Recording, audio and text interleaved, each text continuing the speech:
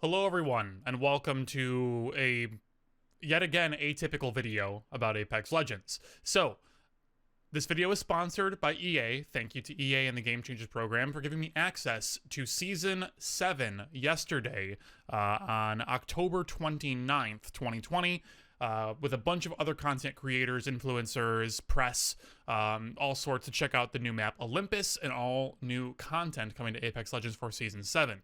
Now, the embargo for this is bizarre. Basically, I'm allowed to talk to you all about my impressions of Season 7 and everything that I think about Season 7 based upon what I played. However, I am not allowed to show you any footage whatsoever. So no video, no audio, no screenshots, nothing. So, basically this is a video that I maybe not necessarily didn't want to make, but if I don't, I'm very far behind. So here we are with this bizarre embargo set of rules. So, Season 7 impressions. First off, of course, we have the brand new map, Olympus. It's very pretty. It's very many colors, a blue sky, not an orange post-apocalyptic sky in like the middle of the day, just weird lighting situation, and just overall blah, orange, orange, orange. We actually have a wide gamut of colors. It's a very pretty and attractive map. In terms of size, I know there are a lot of concerns about this map being small from screenshots and footage released thus far. What I can tell you is that to me, the map feels somewhere in between Kings Canyon and World's Edge, maybe a little bit closer to World's Edge, but only by a little bit.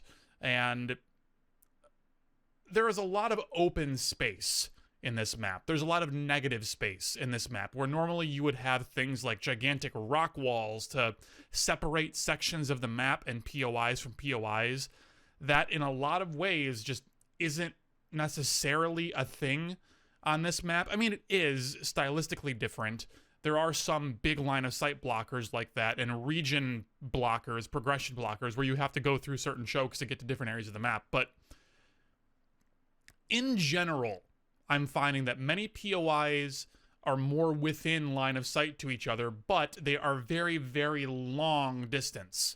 I'm finding that sniper rifles, specifically the charge rifle, but really any sniper, is very, very valuable to have at least one of on your team, if not even two on your team. I think we're going to very much see a sniper meta coming up in at least casual play. Maybe not in like tournaments or pred level ranked, because I'm not that good of a player. I don't necessarily know what they're going to be doing in that level of play, but for your pubs, for your plat ranked, maybe for your diamond ranked, you're going to see a lot of charge rifles, you're going to see a lot of snipers in general because of these very long lines of sight and these very, very open areas. The other big thing that I know that people have been concerned about will be vehicles.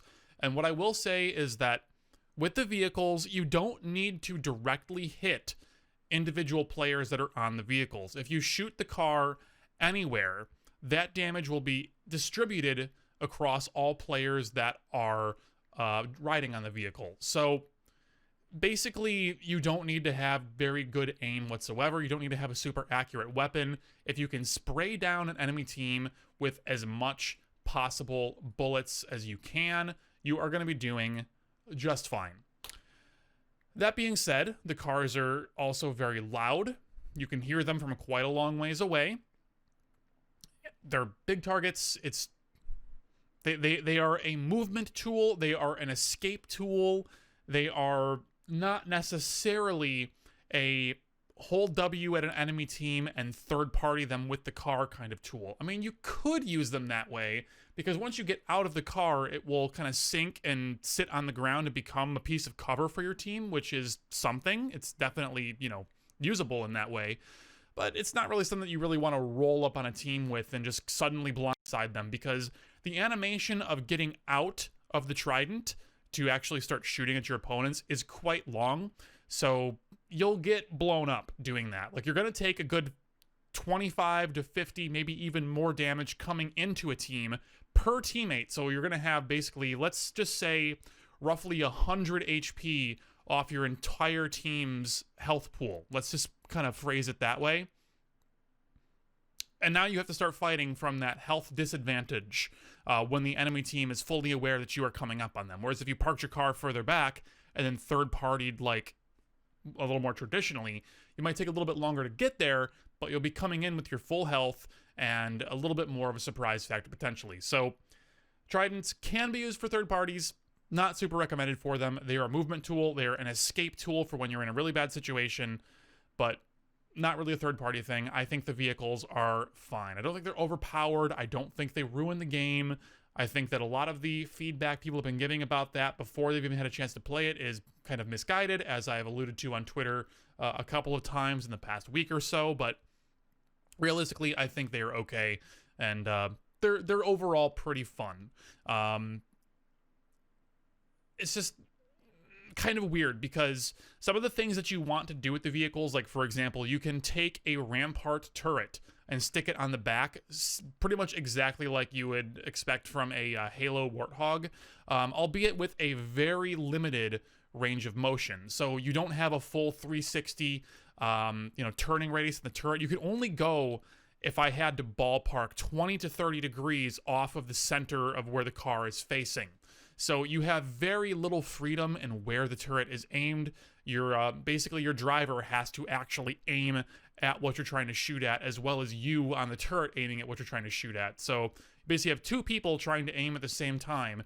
And then like the car, despite it being a hovercraft, feels just really bumpy, and it feels like your accuracy on the turret is just not all that great when you're firing from the back of the car. It overall just feels kind of more like a meme, kind of like a thing that you do because it's funny or because you can, not because it's necessarily good. I would love to be proven wrong about that, but I just really don't think that the turret on the back of the car is really going to be that big of a deal or that important of a thing to set up. I don't think that it's a big enough buff for Rampart necessarily to make her, terribly playable outside of casual play.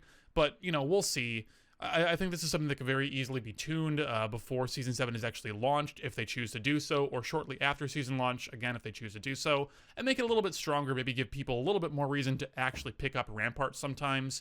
But for now, the cars feel fine, not overpowered. The turret on the car, not really that big of a deal. I tried putting some other ultimate abilities, like Horizon's new ultimate ability on the car, like sticking it on the front, and then we can like drive the car into an enemy team. Siegel and I tried that at one point, and it just bounced off the front of the car. It didn't stick. I mean, maybe I did it wrong, and I did it at the wrong angle. That's possible. But when I attempted it, my one time I tried it, it did not work. So that is something to look into when you play. If you want to try to stick a Horizon ult on the front of the car, or a Caustic Trap on the car, or Gibraltar Dome on the car, you get the idea. That'll be on you to kind of figure out if all that stuff actually works, because I didn't really think to test a lot of it outside of the Horizon ult. Only tried once, didn't work. So give that one a look for sure.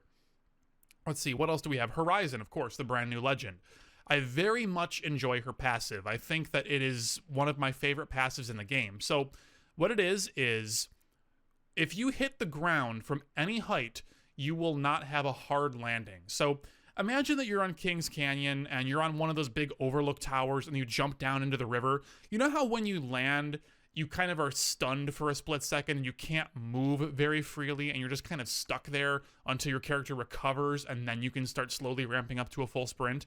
With Horizon, that is not the case. You just hit the ground, your screen has this little blue vignette that flashes. She'll say some cutesy little line about how, she doesn't basically take that penalty from dropping, and she just keeps on moving full speed like nothing ever happened. So this is really, really nice to have just in general, because you're never going to have that slowdown. You're always going to be moving at your max possible speed. Very, very cool. The other part of this is that you have air strafing. So when you are playing as Horizon, well, any character can air strafe to a limited extent, but Horizon has much more freedom and speed when she air strafes. She can turn much tighter corners when air strafing. If any of you are watching this and have ever played Quake, specifically CPM style Quake with CPM movement, or if you've played Quake Champions and you played Sorlag or Anarchy, or any other kind of movement style in an arena shooter that is similar to that, where you let go of W and just hold A and move your mouse left, or hold D and move your mouse right, anything like that. It is much more similar to that movement style. It's also quite reminiscent of Titanfall 2 air strafing as well. So you're not going to be building speed like you would in a CPM arena shooter, but it just lets you maintain momentum and turn quite a bit more in midair. You can do some really cool acrobatic things with it if you are a G Fuel filled professional. Really cool stuff. Her tactical ability is basically a gravity lift. So the interesting thing about this lift is that it's on a pretty short cooldown. So once you throw it out, it's only about a 15-second cooldown, and it starts cooling down the instant you throw it. So basically, you throw it down, it has about 10, 11 seconds worth of lifetime, and then once that gravity lift expires, it's only a couple seconds until you can throw another one already. And this is without a gold helmet, by the way. So it recharges quite quickly and lasts a pretty good long time. The height of this gravity lift is quite high as well. It will let you get from a lot of precarious situations into very advantageous situations. It'll let you hit out of bounds areas for really interesting out of bounds rotations for your team. Siegel and I, once again, along with my other friend Mittens, we were all playing together in this, and Siegel had this rotation idea that, like, his brain was so large, I don't understand how it fit inside of a tiny Siegel body. It just doesn't make sense. And I wish I could show you the clip, but I unfortunately can't because of these strange embargo rules that we are currently faced with. But yeah, it's just, you can go like up and over a lot of crazy cover and do a lot of really consistently good things without necessarily having to do an octane jump pad, for example. This really just feels like, in most cases, a slightly slower but overall better octane jump pad.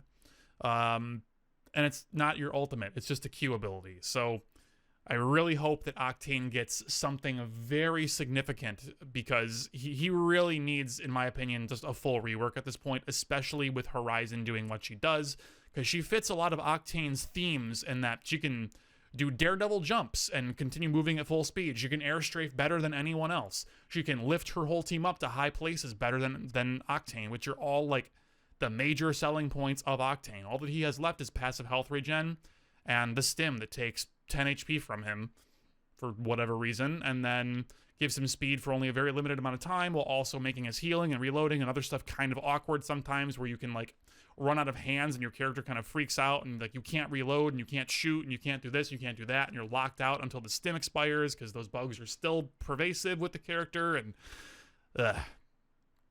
Octane needs some love with Horizon existing. And on top of basically doing Octane's job but better, Horizon also has an ultimate, which basically is, everyone's going to say it's like, oh, it's like a Gravity Star from Titanfall 2, and I'm here to tell you that it very much so is not like a Gravity Star from Titanfall 2. The only similarity is that the gravity field it creates is of a similar color, and that it will pull enemies towards the center. That's about where the similarities end.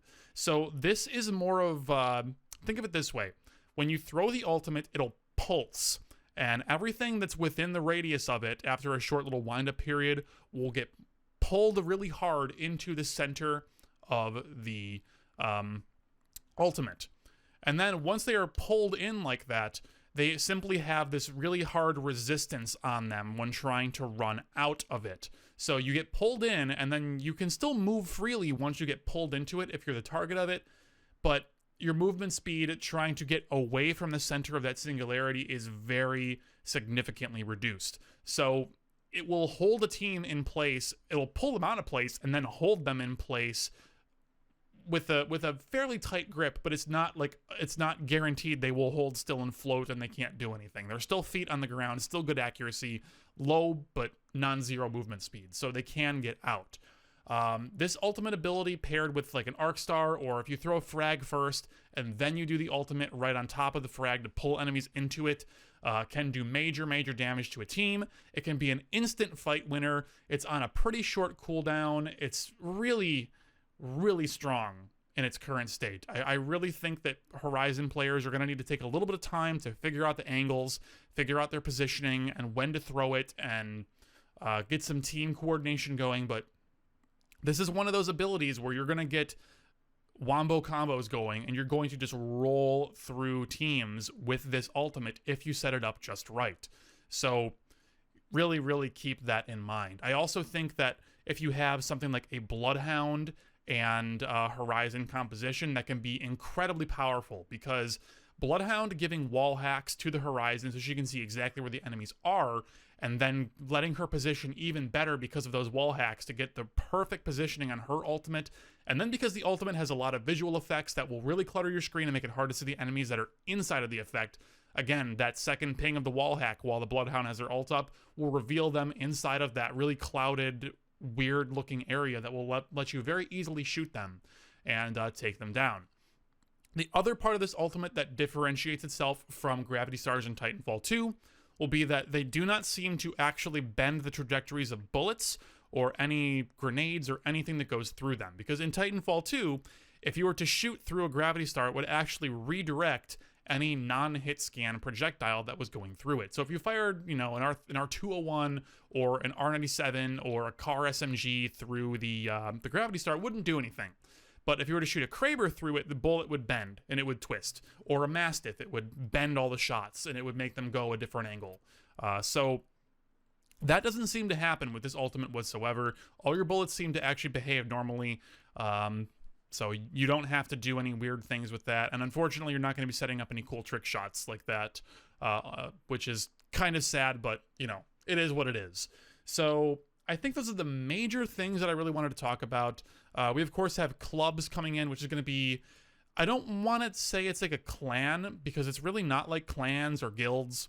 Clubs are limited to 30 players, and they're meant to be basically for a friend group to get together and be able to kind of game together, or for you to meet potentially new friends who have very similar and specific interests. Like, you want to play with a group of hardcore players who play ranked and have mics and are going to be friendly and not talk trash and actually work together and be a team. And, you can't be reliant upon just having your same 2 other buddies to be with you all the time, but you can get into a club with 29 other similar-minded players, and then you can all just kind of link up. And, if you want to run ranked, anytime you get on, you're going to have a couple of buddies that are in that club that are wanting to play the game the same way you are and are going to be available to you to invite to your party, or you can be invited to theirs, and then you can play together, get on voice comms, and do the things that you want to do. And there's, of course, many, many different kinds of criteria that you can search for, or that you can create for your own clubs. You can create your own icon for the club, albeit in a very, very limited capacity. So don't expect to be, making any genitalia or anything like that with a drawing tool. But in a very limited capacity, you do have some customization of your logo as well. And then in the future, we'll see if there's any other integration of clubs into other features in the game. Who knows if it's going to be a thing? This is total speculation on my part. No insider info there. But, we'll see. It's a cool thing. I'm personally not super excited for it. What I would love to see in the future for the clubs would be potentially a Twitch integration, or a Facebook Live, facebook.gg, whatever their live streaming service is called, integration, or a YouTube live stream integration, where subscribers to your stream can basically join your club or your clan or network or guild, whatever you want to call it. And you can basically invite people who are subscribers to join you for games. This is a feature that I really awkwardly used within Titanfall 2 with their networks feature, where I made a private network that you could not search. You could only join it by application. And what I would do is I would manually vet every person who wanted to join it to see, well, are they a subscriber to me on Twitch? If yes, I will allow them in. And then what we can do is whenever I stream Titanfall, I can invite the network so that way I can get my subs to play with me without having to play the game of, well, are they my friend on Origin? Are they not my friend on Origin? Do they have Origin overlay enabled? Are they appearing online? Do they have the, it's just like, it gets like really ridiculous with the Origin overlay and stuff, and it gets really hard to invite the players that you want.